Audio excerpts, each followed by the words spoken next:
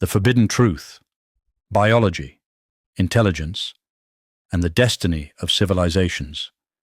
Throughout the vast sweep of human history, certain patterns emerge with such relentless consistency that only willful ignorance or institutionalized denial could obscure them. These are not mere narratives spun by ideologues or storytellers.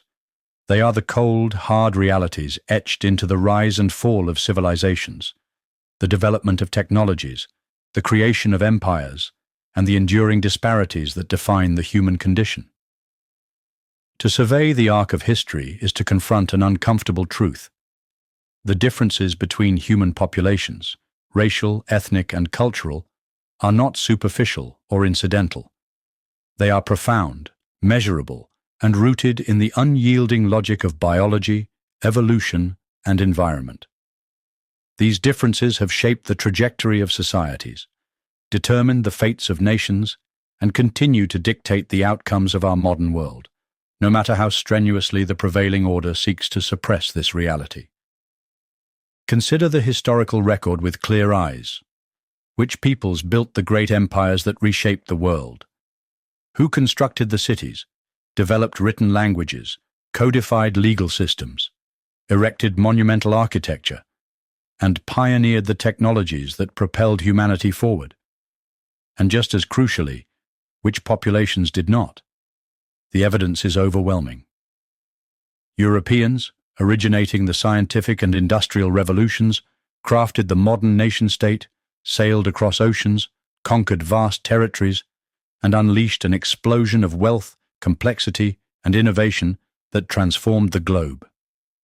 East Asians, builders of ancient China, Japan, and Korea, gave the world paper, printing, gunpowder, and the compass, laying the foundations for cumulative technological progress. Meanwhile, other regions, Sub-Saharan Africa, parts of the Americas, and Australia, remained mired in stagnation, their societies often lacking the wheel, written language, or metallurgy, even as their environments teemed with resources. These disparities are not random. They are the product of divergent evolutionary paths, shaped by climate, geography, and the relentless pressures of survival. The Neolithic Revolution, with its domestication of plants and animals, took root first in the Fertile Crescent and China, spawning an arms race of complexity, planning, and abstraction. In sub-Saharan Africa, the agricultural revolution arrived late or not at all, hindered by a scarcity of domesticable plants and animals, a crushing disease burden, and environments hostile to long-term planning. The Americas saw some centralized states, Inca, Aztec, Maya, but the wheel, iron, and written language were rare or absent, leaving most tribes locked in a hunter-gatherer existence. The Jewish diaspora, forced into urbanized specialization by centuries of exclusion from land ownership strata, honed skills in commerce, law, and scholarship, producing an intellectual elite whose influence far outstripped their numbers. By the time of European exploration, these differences had solidified into a stark global hierarchy.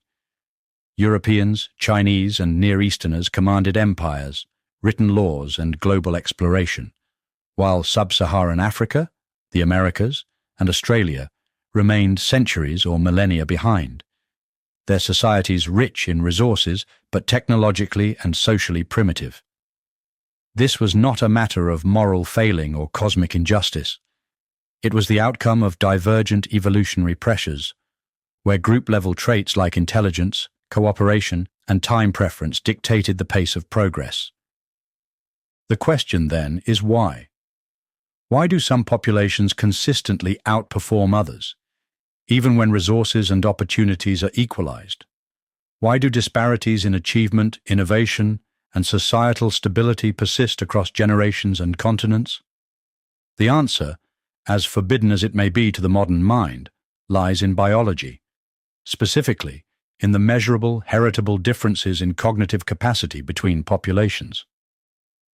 Intelligence, as quantified by IQ, is the single most powerful predictor of individual and group outcomes, from educational attainment to economic success, from crime rates to governance. And the data is unambiguous. Global IQ rankings reveal a hierarchy that aligns precisely with historical and contemporary patterns of civilizational achievement. Ashkenazi Jews score between 110 to 115, East Asians between 105 to 108, Europeans between 98 to 102, Hispanics between 90 to 95, African Americans around 85, and Sub-Saharan Africans between 70 to 75. These figures, drawn from meta-analyses and global studies, persist across contexts, surviving controls for poverty, education, and nutrition. IQ is not a social construct. It is a robust, reliable measure with test-retest correlations exceeding 0.9, validated across cultures and languages. Its heritability, confirmed by twin studies and genomic research, ranges from 60 to 80% in adults, meaning genetics overwhelmingly drives DISC's cognitive outcomes over environment. Attempts to close these gaps through wealth redistribution, education reform, or transracial adoption have consistently failed. The Minnesota Transracial Adoption Study, for instance, showed Black children raised in wealthy white households still exhibited a persistent IQ deficit, mirroring their peers raised in less advantaged settings. The Black-white IQ gap in America, stable at 15 points for over a century, has resisted every social intervention, from desegregation to affirmative action. The genetic basis for these differences is no longer speculative. Genome-wide association studies, GWAS, have identified hundreds of gene variants linked to IQ and educational attainment, with polygenic scores consistently highest among Ashkenazi Jews and East Asians, and lowest among Sub-Saharan Africans. Ashkenazi Jews, subjected to centuries of selective pressure in cognitively demanding professions, carry genetic markers, some tied to neural development diseases like Tay-Sachs, that correlate with their extraordinary intellectual output, from Nobel laureates to financiers.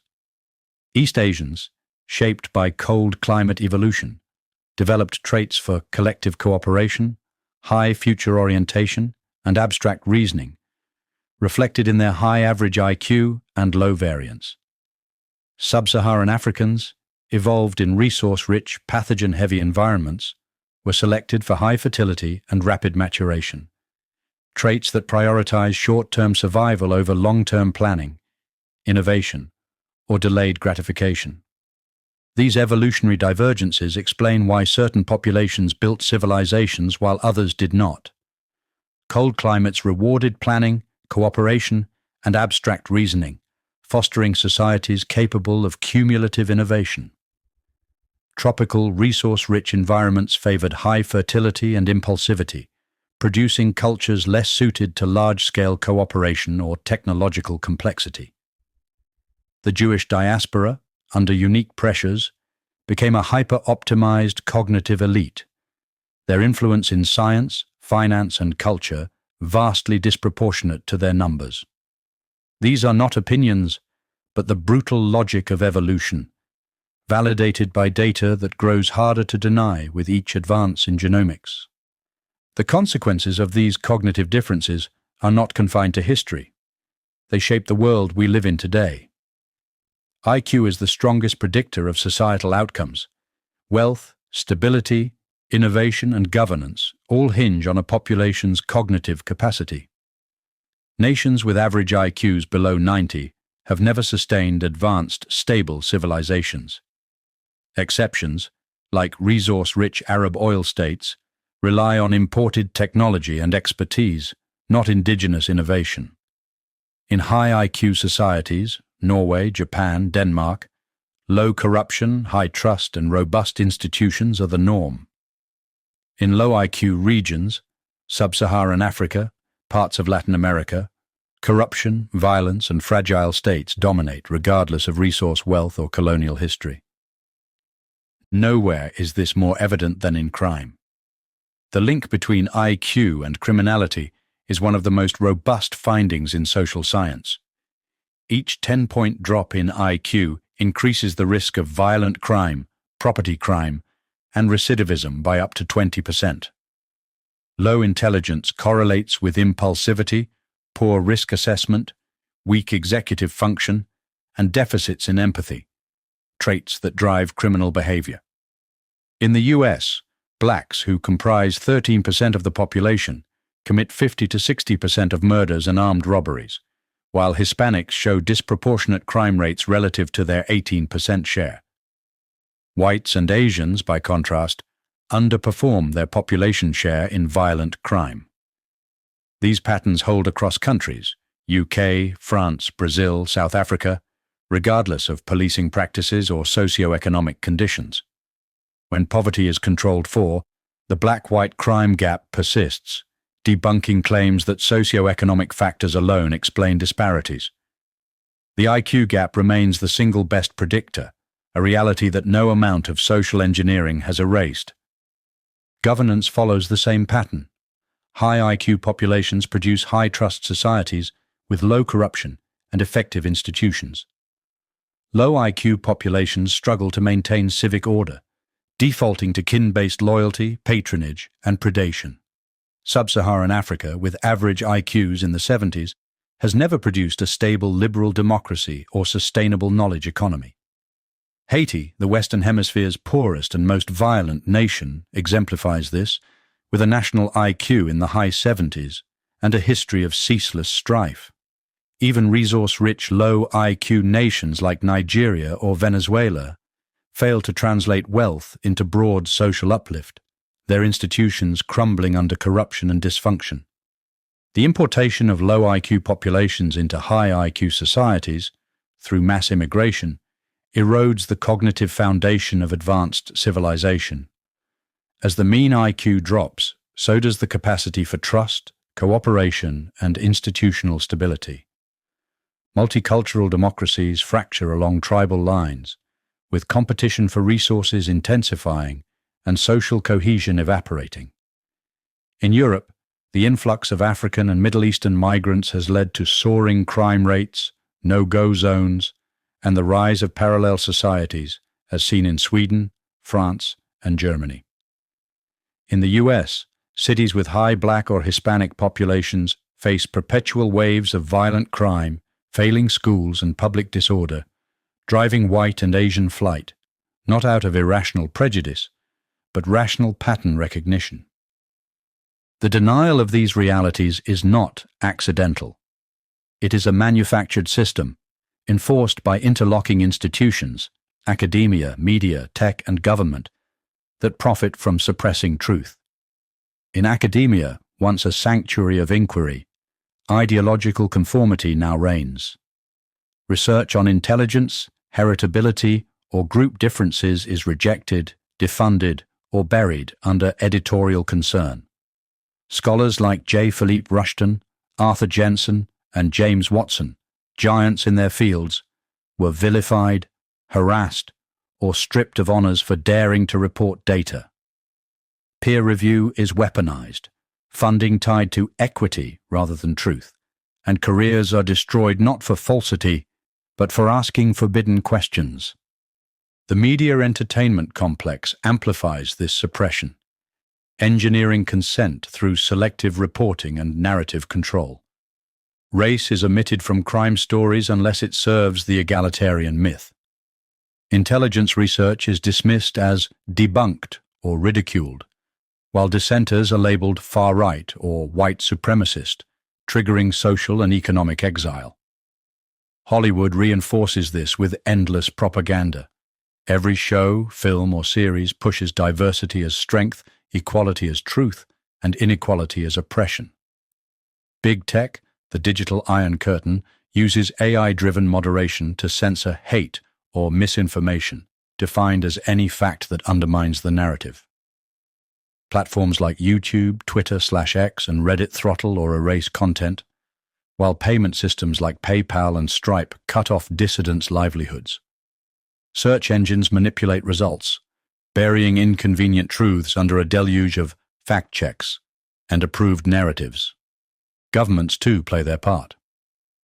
Hate speech laws in Europe, Canada, and Australia criminalize not just speech but thought, statistics, hypotheses, even jokes can lead to prosecution. In the US, where free speech is nominally protected, anti-extremism measures encroach on dissent, while agencies work with NGOs like the ADL and SPLC to surveil and blacklist critics. These organizations, once focused on specific advocacy, now operate as censorship arms, branding mainstream voices as hate groups and coordinating with tech and law enforcement to silence them. The result is a global machinery of suppression, where truth-tellers are smeared, deplatformed, or prosecuted, their work erased from digital and public memory. The human cost is staggering. James Watson, co-discoverer of DNA, lost his honors for a single remark on African intelligence. J. Philippe Rushton faced death threats and government censure for linking race, IQ, and behavior. Arthur Jensen endured riots and vilification for reporting IQ gaps. Journalists like Steve Saylor and Colin Flaherty were blacklisted for documenting demographic realities, while political figures like Enoch Powell and Geert Wilders were demonized or prosecuted for warning of multicultural collapse. Even private citizens, like Count Dankula, faced legal consequences for trivial dissent. This is not mere political correctness. It is a deliberate system to bury truth and destroy its bearers. Who benefits from this denial? The answer lies in power and self-interest. Multinational corporations and financial elites profit from cheap labor through mass immigration, while a fragmented, guilt-ridden population ensures compliance. Ethnic and tribal groups protect their interests. Jewish organizations suppress discussion of their overrepresentation to avoid backlash, while minority groups shield negative data to perpetuate grievance politics. The managerial class, politicians, academics, NGO leaders, depends on the myth of equality to justify their power, mediating diversity and managing decline. At the deepest level, elite ideologies, some tracing to subversive philosophies like Sabbatean Frankism, thrive on the inversion of norms, celebrating transgression and dismantling truth to consolidate control. The consequences of this denial are catastrophic. Societies built on lies cannot sustain themselves. As the gap between reality and narrative widens, trust in institutions, media, academia, government, collapses. Standards are lowered to enforce equity, eroding competence and fueling resentment. Crime surges, corruption spreads, and accountability vanishes. Demographic change accelerates this decline. High IQ groups with below replacement fertility shrink, while low IQ, high fertility populations grow, driving down the mean cognitive capacity. Every society with an average IQ below 90 trends toward autocracy, tribalism, and poverty. South Africa, Haiti, Detroit, and increasingly the West itself bear this out. The West's commitment to diversity and equality, against all evidence, guarantees its unraveling. Multicultural democracies fracture into competing tribes, with racial bloc voting, nepotism, and resentment replacing civic unity. Law enforcement becomes impossible as police are demonized and standards drop. Safe neighborhoods turn into de facto ethno-states, protected by private security or militias, while the state becomes an extortion racket, redistributing resources from a shrinking productive class to a growing underclass. This is collapse by design, the inevitable result of denying biological reality. Suppression, however, breeds backlash. Truth cannot be buried forever. It festers, metastasizes, and erupts. Underground networks of dissidents, scientists, writers, thinkers, form whisper networks, pseudonymous blogs, and encrypted forums.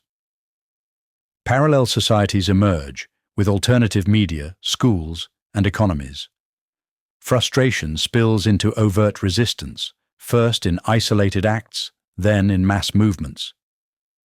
History shows that when elites lose narrative control, the void is filled by ruthless actors, militant identitarians, ethnic factions, or populist warlords. The Soviet Union's collapse, with its resurgence of ethnic hatreds, is a warning.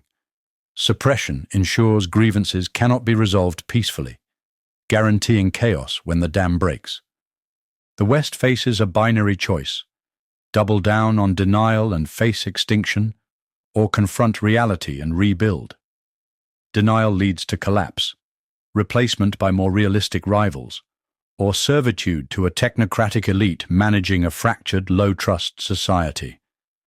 Technocracy, with its AI-driven surveillance and caste systems, may delay the inevitable, but it cannot reverse genetic decline or restore cohesion. Ethnic partition, as seen in Yugoslavia or modern Israel, is another path. Bloody but stabilizing as homogeneous enclaves restore trust and productivity. The Renaissance option, a return to truth, hierarchy and merit, is the hardest road.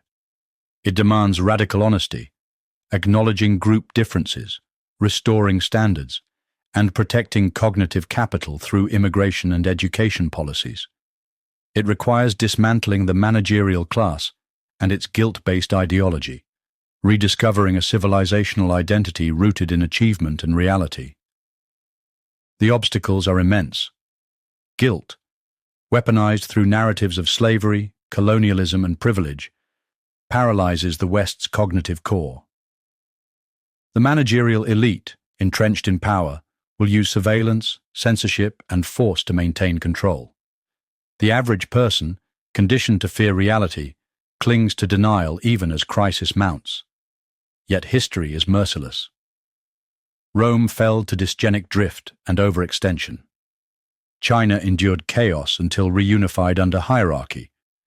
South Africa collapsed when equity replaced competence. The US and Europe, once engines of innovation, now teeter on the edge, their cities devolving into conflict-ridden zones, their institutions hollowed out by dogma. Technology, particularly AI, is the wild card.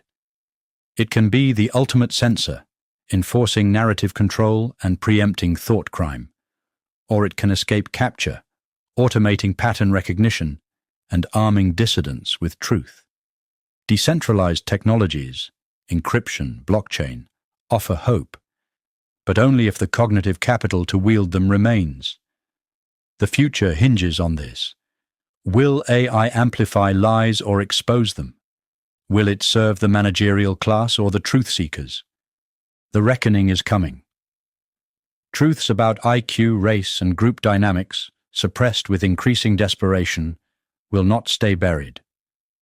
They are the fault lines of history, and their denial ensures collapse, through conquest, replacement, or internal decay. The West can choose extinction, doubling down on a system that erases its own foundations, or it can choose confrontation, embracing reality at staggering cost. The Renaissance that could be, a civilization rebuilt on truth, hierarchy, and identity, demands courage, sacrifice, and the destruction of sacred myths. It will not be liberal or egalitarian. It will be demanding, hierarchical, and unapologetic. In the end, every civilization chooses its fate. Comfort, guilt, and equality lead to collapse and oblivion. Truth, strength, and achievement offer a chance at renewal, paid for in blood and resolve. No system, no AI, no government can make that choice for us. History will record whether we stood, knelt, or vanished into the darkness we pretended did not exist.